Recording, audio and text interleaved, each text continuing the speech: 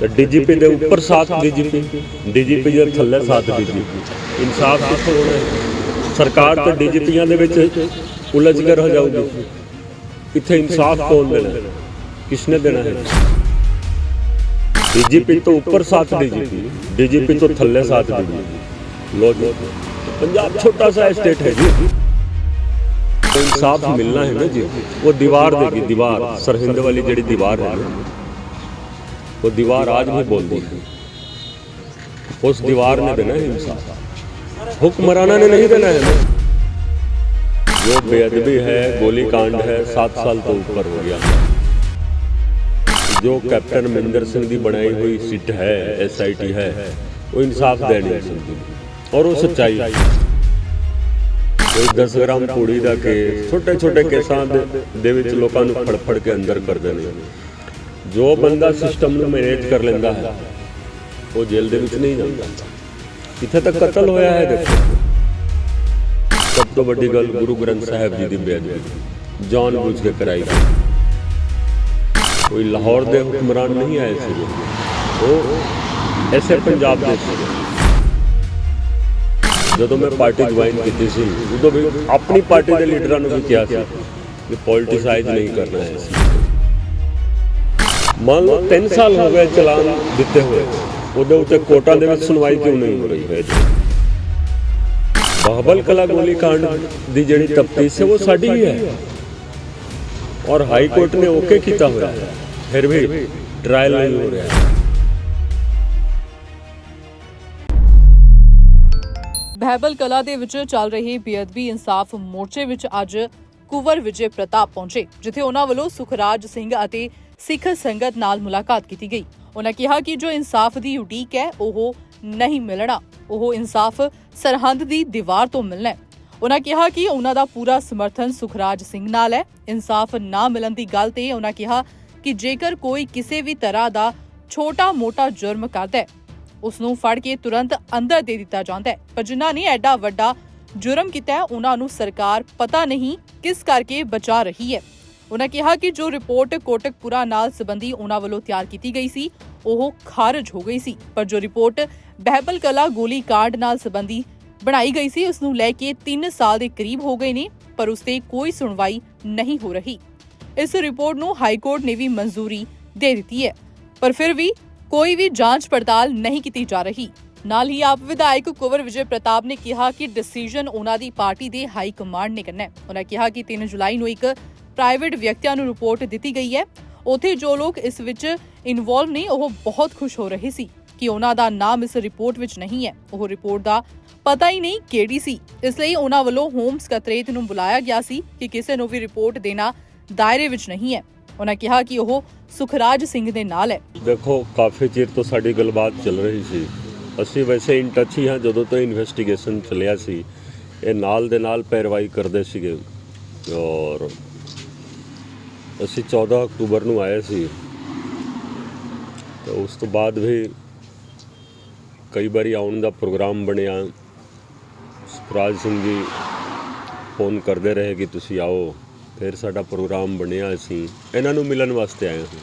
ਦੇਖੋ, 16 ਦਸੰਬਰ ਤੋਂ ਬੈਠੇ ਹੋਏ ਨੇ, 2021 16 ਦਸੰਬਰ 2021, ਹੁਣ 14 ਮਹੀਨੇ ਹੋਣ ਵਾਲੇ ਨੇ। और जो बेअदबी है, गोली कांड है, 7 साल तो ऊपर हो गया। मैं तो देखो 14 अक्तूबर ਨੂੰ दस दिता सी कि जो कैप्टन अमरिंदर सिंह की बनाई हुई सिट है, SIT है, वो इंसाफ दे नहीं सकती जी, और वो सच्चाई है।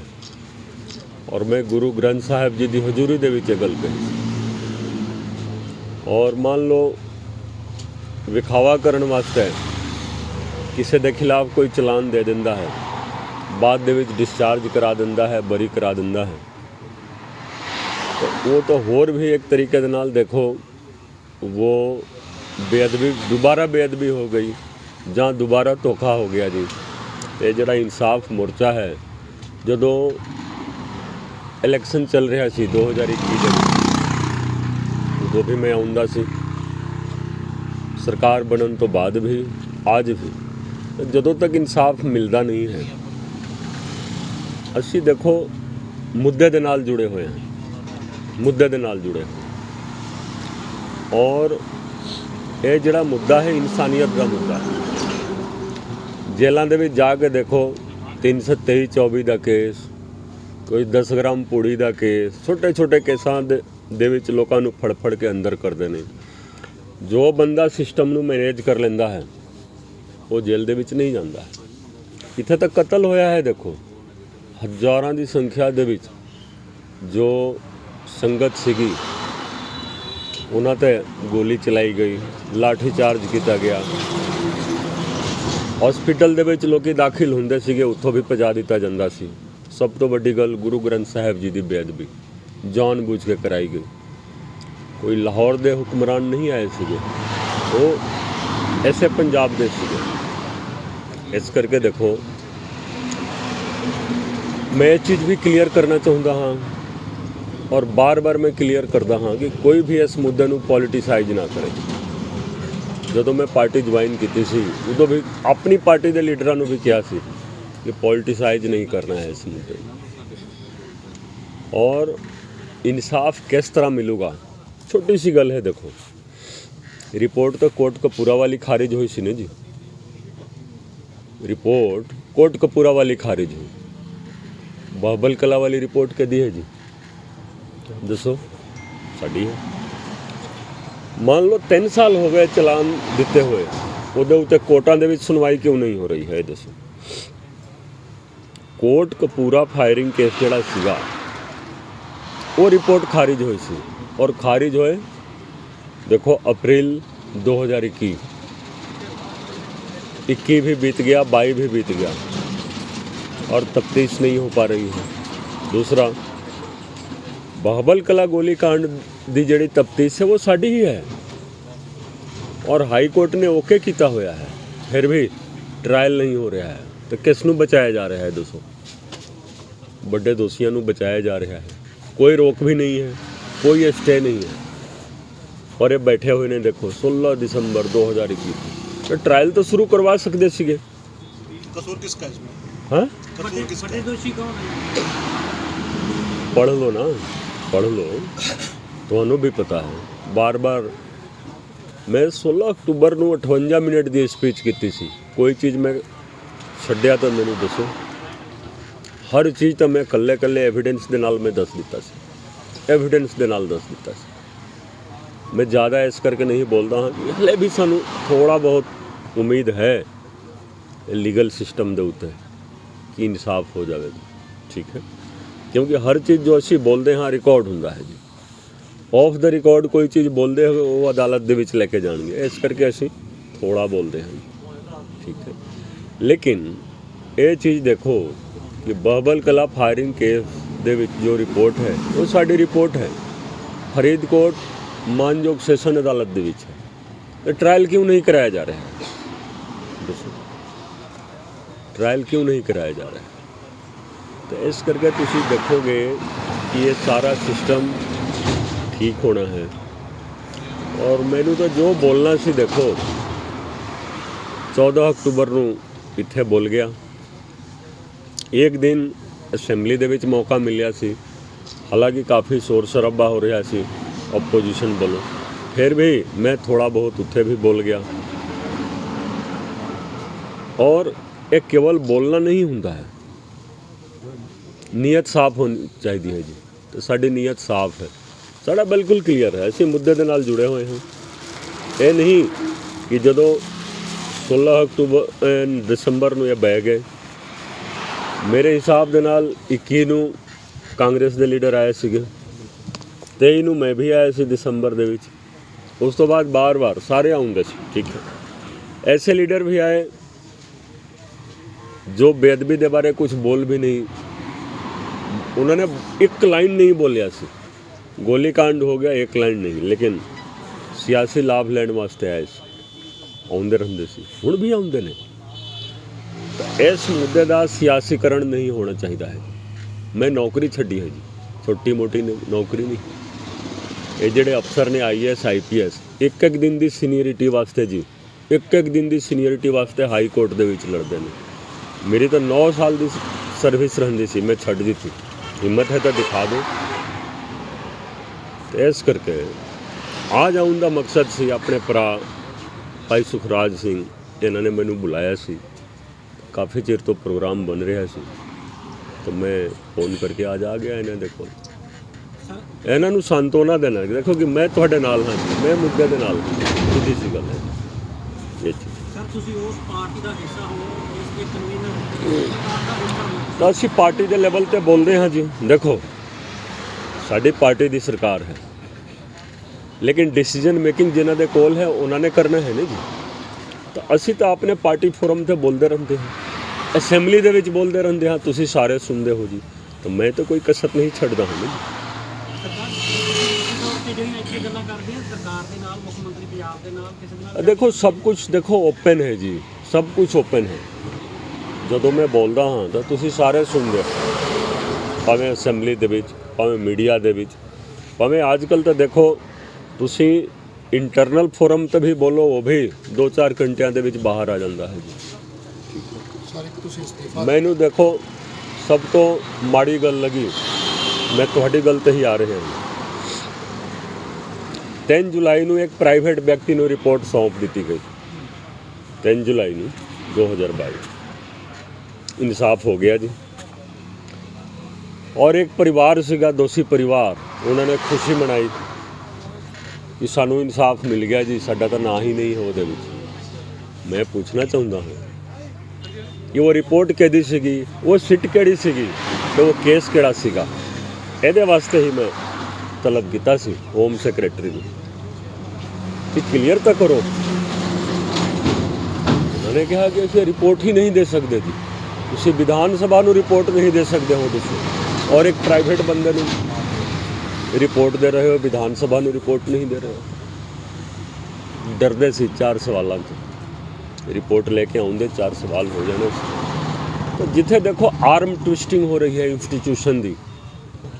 डॉक्टर भीमराव अंबेडकर का फोटो 100 रुपए का बाजार तो खरीद के लगाना बहुत सौखा काम है जी, लेकिन उस संविधान को पढ़ना, समझना तो अमल करना बहुत औखा काम है। तो इस करके जो पंजाब विधान सभा की आर्म ट्विस्टिंग की गई, मैं कहा कि चेयरमैन ही ले जाओ, मैनू कोई लेना देना नहीं है चेयरमैन, तो मैं इस्तीफा दिता। ਸਰ ਜਿਵੇਂ ਹੁਣ ਇਹਨਾਂ ਨੇ 5 ਫਰਵਰੀ ਦਾ ਫਿਰ ਐਲਾਨ ਕਰਤਾ ਕਿ ਅਸੀਂ ਪੱਕੇ ਤੌਰ ਤੇ ਜਾਮ ਕਰਾਂਗੇ। देखो इन्होंने जो करना है ਤੁਹਾਨੂੰ ਦੱਸਣਗੇ, ਇਹ ਤੁਹਾਨੂੰ ਦੱਸਣਗੇ, ਠੀਕ ਹੈ ਜੀ। ਤੁਸੀਂ ਸਾਥ ਦਿਓਗੇ? ਦੇਖੋ ਮੈਂ ਇਹਨਾਂ ਦੇ ਨਾਲ ਹਾਂ ਜੀ, ਮੈਂ ਕਲੀਅਰ ਕਿਹਾ ਨਾ ਕਿ ਮੈਂ ਮੁੱਦੇ ਦੇ ਨਾਲ ਹਾਂ ਜੀ, ਔਰ ਮੁੱਦੇ ਦੇ ਨਾਲ ਰਹਾਂਗਾ ਹਮੇਸ਼ਾ। तो सरकार आपकी बात से सहमत होती है? मेरी गल तो सुनो, मैं ਤੁਹਾਨੂੰ ਇਹੀ ਕਹਿ ਰਿਹਾ ਨਾ ਕਿ ਮੇਰੀ ਗੱਲ ਤਾਂ ਸੁਣੋ।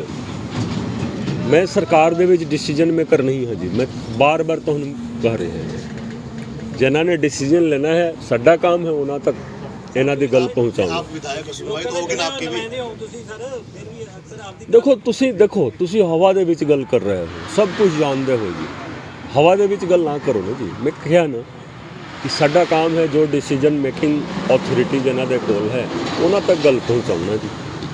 वही लोग बोलते ਸੀਗੇ इलेक्शन के दौरान, कुंवर विजय प्रताप की रिपोर्ट है जी, आज साइलेंट हो गए। वो तो आप बोलते सी, तो तुसी सारा कुछ जानते हो, फिर भी मैनू ही पूछ रहे हो। तुसी मान साहब का बयान तुसी नहीं है तुहाडे कोल तो यूट्यूब पे देख लो। संधवा साहब का बयान जदों मैं नौकरी छड्डी सी, चीमा साहब का बयान, आफ्टर ऑल कुछ ना कुछ तो सीगा ना, जिस करके मैं आम आदमी पार्टी ज्वाइन की थी। इन्हां दा बयान ही तुसी देख लो ना। मेरी गल सुनो, आज आउण दा मकसद इन्हां नूं मिलना, और ये वैसे इन्हां नूं पता है कि असीं मुद्दे दे नाल जुड़े हुए हैं। असीं नौकरी छड्ड दित्ती IPS दी। मैं बार बार कह रहा हाँ कि जो IAS IPS बैठे हुए ने, तुसीं देखिआ होवे कि हुण भी कई DGP बन गए। पंजाब दे विच इक्को DGP दी लोड़ है, तो DGP दे उपर 7 DGP, DGP दे थल्ले 7 DGP। इंसाफ कित्थों होना है? सरकार तो DGPयां दे विच उलझ कर रह जाऊगी। इत्थे इंसाफ कौन देना है, किसने देना है जी? DGP तो ऊपर 7 DGP, DGP तो थल्ले 7 DGP। लो जी, पंजाब छोटा सा स्टेट है जी, छोटा सा स्टेट है। तो इस करके मैं कहूँगा कि देखो 14 ਅਕਤੂਬਰ ਨੂੰ ਵੀ ਮੈਂ ਕਿਹਾ ਸੀ ਕਿ ਜਿਸ ਇਨਸਾਫ ਦੀ ਉਮੀਦ ਤੁਸੀਂ ਲਗਾ ਕੇ ਬੈਠੇ ਉਹ ਇਨਸਾਫ ਨਹੀਂ ਮਿਲਣਾ ਲੇਕਿਨ ਜੋ ਇਨਸਾਫ ਮਿਲਣਾ ਹੈ ਨਾ ਜੀ ਉਹ ਦੀਵਾਰ ਦੇਗੀ ਦੀਵਾਰ ਸਰਹਿੰਦ ਵਾਲੀ ਜਿਹੜੀ ਦੀਵਾਰ ਹੈ ਨਾ ਜੀ ਉਹ ਦੀਵਾਰ आज भी बोलती है उस दीवार ने देना है इंसाफ हुक्मराना ने नहीं देना है मैं तो उस दिन भी मैं क्लियर किया सी ਸਰ ਤੁਸੀਂ ਆ ਜਿਵੇਂ ਤੁਸੀਂ ਪਹਿਲਾਂ ਵੀ ਜ਼ਿਕਰ ਕੀਤਾ ਇੱਥੇ ਇੱਕ ਪਾਸੇ ਦੂਜੀ ਪਾਰਟੀ ਦੇ ਨੁਮਾਇੰਦੇ ਆ ਉਹਨਾਂ ਨੇ ਇਹ ਕਿਹਾ ਸੀ ਅਸੀਂ ਇਨਸਾਫ ਦਵਾਵਾਂਗੇ ਤੁਸੀਂ ਉਸ ਦਿਨ ਵੀ ਇਹ ਗੱਲ ਕਹੀ ਸੀ ਇਨਸਾਫ ਦੀ ਉਮੀਦ मैं अपनी गल कह रहे हैं जो अपनी गल मैं उस दिन की थी आज भी वही गल मैं कर ਕੌਮੀ ਇਨਸਾਫ ਮੋਰਚੇ ਨੂੰ ਕਿਵੇਂ ਦੇਖਦੇ ਹੋ ਜਿਹੜਾ ਉਹ ਚੱਲ ਰਿਹਾ देखो मैं आज इस मोर्चे पे आए हैं जी ठीक है ना इस मोर्चे पे आए हैं मैं इस मुद्दे करके नौकरी छोड़ी सी उस दी गल ਅਸੀਂ ਬਾਅਦ ਦੇ ਵਿੱਚ ਕਰਾਂਗੇ ਸਿਧਾਂਤਾਂ ਤੁਹਾਨੂੰ ਸਰ ਹੋਊਗਾ ਜੀ ਉਸ ਦੀ ਗੱਲ ਬਾਅਦ ਦੇ ਵਿੱਚ ਕਰਾਂਗੇ ਜੀ ਜ਼ਰੂਰ ਕਰਾਂਗੇ ਤੁਹਾਡੇ ਨਾਲ ਜਿਵੇਂ ਸਪੀਕਰ ਸਾਹਿਬ ਉਹਦੇ ਵਾਅਦਾ ਕਰਕੇ ਗਏ ਮੈਂ ਆਪਣੀ ਗੱਲ ਕਰਾਂਗਾ ਤੁਸੀਂ ਸੁਣੋ ਤੁਸੀਂ 5 ਤਰੀਕ ਨੂੰ ਜਿਵੇਂ ਸਵਰਾਜ ਉਹ ਮੇਰੀ ਗੱਲ ਸੁਣੋ ਸੰਗਤਾਂ ਦਾ ਫੈਸਲਾ ਹੈ ਜੀ ਰੋਡ ਜਾਮ ਕਰਨ ਦਾ ਮੈਂ ਤਾਂ ਅੱਜ ਵੀ ਆ ਗਿਆ ਹਾਂ ਜੀ ਦੇਖੋ ਮੈਂ ਤਾਂ ਅੱਜ ਵੀ ਆਇਆ ਹੋਇਆ 5 ਤਰੀਕ ਨੂੰ ਹਾਂਜੀ ਅੱਜ ਸਰ ਕਮਰ ਵਿਜੇ ਪ੍ਰਤਾਪ ਸਿੰਘ ਜੀ ਸਾਡੇ ਕੋਲੇ ਮਤਲਬ ਸੱਦੇ ਤੇ ਪਹੁੰਚੇ ਨੇ ਕਾਫੀ ਲੰਮੇ ਸਮੇਂ ਤੋਂ ਗੱਲਬਾਤ ਹੁੰਦੀ ਸੀ ਪਹਿਲਾਂ ਥੋੜੀ ਸਿਹਤ ਦੀ ਪ੍ਰੋਬਲਮ ਕਰਕੇ ਨਹੀਂ ਆ ਸਕੇ ਜਿਵੇਂ ਇਨ ਟੱਚ ਸੀਗੇ ਗੱਲ ਸਾਡੀ ਹੁੰਦੀ ਰਹਿੰਦੀ ਸੀ ਤਾਂ ਇਹਨਾਂ ਨੇ ਕੱਲ ਫਿਰ ਫੋਨ ਕਰਕੇ ਜੋ ਦੱਸਿਆ ਵੀ ਅਸੀਂ ਕੱਲ ਆ ਰਹੇ ਹਾਂ ਵਧੀਆ ਲੱਗਾ ਕਿਉਂਕਿ ਜਿਹੜੇ ਸਰਕਾਰ ਦੇ ਬੰਦੇ ਆ ਉਹਨਾਂ ਦਾ ਤਾਂ ਇੱਥੇ ਆਉਣਾ ਇਹ ਵੀ ਉਸੇ ਸਰਕਾਰ 'ਚ ਹੋ ਕੇ ਇੱਥੇ ਆ ਰਹੇ ਆ ਤਾਂ ਇਹਦਾ ਮਤਲਬ ਸਰਕਾਰ ਤੋਂ ਘੱਟ ਤੇ ਪੰਜਾਬ ਦੇ ਲੋਕਾਂ ਦੇ ਨਾਲ ਜਾਂ ਇਹਨਾਂ ਨੂੰ ਮੁੱਦਿਆਂ ਦੇ ਨਾਲ ਜ਼ਿਆਦਾ ਹਮਦਰਦੀ ਹੈ ਇਸ ਗੱਲ ਕਰਕੇ ਤੇ ਜਿਹੜੇ ਬੰਦੇ ਇਸ ਵਿਸ਼ੇ ਤੇ ਸਰਕਾਰ ਬਣਾ ਗਏ ਆ ਉਹ ਇਸ ਤੇ ਗੱਲ ਕਰਨੀ ਠੀਕ ਨਹੀਂ ਸਮਝਦੇ ਤਾਂ ਇਹ ਵੀ ਇੱਕ ਵੱਡੀ ਨਸੀਹਤ ਦਿੱਤੀ ਇਹਨਾਂ ਨੇ ਕਿ ਸਾਡੇ ਜਿਹੜਾ ਪੰਜਾਬ ਦਾ ਦਰਦ ਆ ਜਾਂ ਬੇਅਦਬੀ ਆ ਉਹ ਇਕੱਲੇ ਇੱਕ ਪੋਲੀਟੀਕਲ ਹੋਣ ਦੇ ਨਾਲ ਨਹੀਂ ਆ ਇੱਕ ਇਨਸਾਨੀਅਤ ਤੌਰ ਤੇ ਵੀ ਸਾਡੇ ਅੰਦਰ ਉਹ ਦਰਦ ਹੋਣਾ ਚਾਹੀਦਾ ਸੋ ਬਾਖੂਬੀ ਇਹ ਹਰ ਵਾਰ ਹਰ ਪ੍ਰੋਗਰਾਮ ਦੇ ਵਿੱਚ ਆਉਂਦੇ ਰਹਿੰਦੇ ਸਵਰਾਜ ਜੀ ਤੁਸੀਂ 5 ਤਰੀਕ ਦਾ ਇੱਕ ਅਲਟੀਮੇਟਮ ਦਿੱਤਾ ਸੀਗਾ ਉਹਦਾ ਬਿਲਕੁਲ ਸਾਡਾ ਅਲਟੀਮੇਟਮ ਜਿਹੜਾ ਦਿੱਤਾ ਹੋਇਆ ਉੱਤੇ ਅਸੀਂ ਆਪਣਾ ਪੂਰਾ ਵੀ ਕਰਾਂਗੇ ਬੰਦ ਦੀ ਕਾਲ ਹੈ ਜਿਹੜੀ ਸਾਡੀ ਰੋਡ ਦੀ ਉਹ ਅਸੀਂ ਜ਼ਰੂਰ ਸੰਗਤਾਂ ਦੇ ਸਹਿਯੋਗ ਨਾਲ 5 ਫਰਵਰੀ ਐਤਵਾਰ ਨੂੰ ਕਰ ਰਹੇ ਹਾਂ ਦੱਸਣਯੋਗ ਹੈ ਕਿ ਬੀਤੇ ਕੁਝ ਦਿਨ ਪਹਿਲਾਂ ਬੇਅਦਬੀ ਇਨਸਾਫ ਮੋਰਚੇ ਦੇ ਵਿੱਚ ਇਨਸਾਫ ਨਾ ਮਿਲਣ ਦੇ ਕਾਰਨ ਨਿਰਾਸ਼ ਹੋ ਕੇ ਅੰਮ੍ਰਿਤਸਰ ਉਤਰੀ ਤੋਂ ਆਪ ਵਿਧਾਇਕ ਕੁਵਰ ਵਿਜੇ ਪ੍ਰਤਾਪ ਨੇ ਪੰਜਾਬ ਵਿਧਾਨ ਸਭਾ ਦੀ ਸਰਕਾਰੀ ਭਰੋਸਾ ਕਮੇਟੀ ਦੇ ਚੇਅਰਮੈਨ ਦੇ ਅਹੁਦੇ ਤੋਂ ਅਸਤੀਫਾ ਦੇ ਦਿੱਤਾ ਸੀ। ਹੋਏਗੀ ਕਿਸਾਨਾਂ ਦੀ ਗੱਲ, ਨਵੀਂ ਖੇਤੀ ਮਸ਼ੀਨਾਂ, ਬੀਜਾਂ ਤੇ ਬਾਗਾਂ ਦੀ ਗੱਲ ਲੈ ਕੇ ਚੱਲਾਂਗੇ ਤੁਹਾਨੂੰ ਰੰਗਲੇ ਪੰਜਾਬ ਦੇ ਖੇਤਾਂ ਵੱਲ। ਦੇਖਣਾ ਨਾ ਭੁੱਲਣਾ ਸਾਡਾ ਖਾਸ programme farming with Amarjeet Waraich ਸੋਮਵਾਰ ਤੋਂ ਸ਼ੁੱਕਰਵਾਰ ਸਵੇਰੇ 7:30 ਵਜੇ D5 ਚੈਨਲ ਪੰਜਾਬੀ ਤੇ। ਕੀ ਹੁੰਦੀ ਹੈ ਜਮਾਬੰਦੀ, ਕਿਵੇਂ ਬਣਦੀ ਹੈ ਵਸੀਅਤ, ਜ਼ਮੀਨ ਜਾਇਦਾਦ ਦੇ ਹਰ ਮਸਲੇ ਤੇ ਕਰਾਂਗੇ ਚਰਚਾ। ਦੇਖਣਾ ਨਾ ਭੁੱਲਣਾ ਸਾਡਾ ਖਾਸ programme naibtehsildar.com। D5 channel Punjabi ਹੁਣੇ ਸਬਸਕ੍ਰਾਈਬ ਕਰੋ, ਬੈਲ ਆਈਕਨ ਤੇ ਕਲਿੱਕ ਕਰੋ।